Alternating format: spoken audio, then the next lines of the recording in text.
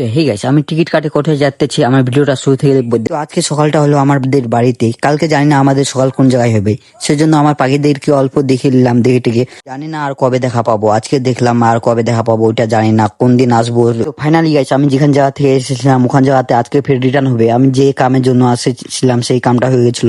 আমার ফোনটার জন্য এসেছিলাম, ফোনটা চার্জ হয় না সেজন্য এসেছিলাম, লেকিন ফোনটা ঠিক হয়ে গেছে, সেই জন্য ফের আবার যাইতে হবে। মা বলছে যে যাইস না, আমি বলছি যে না, যে চলে যাই, ফের পরে আসবো।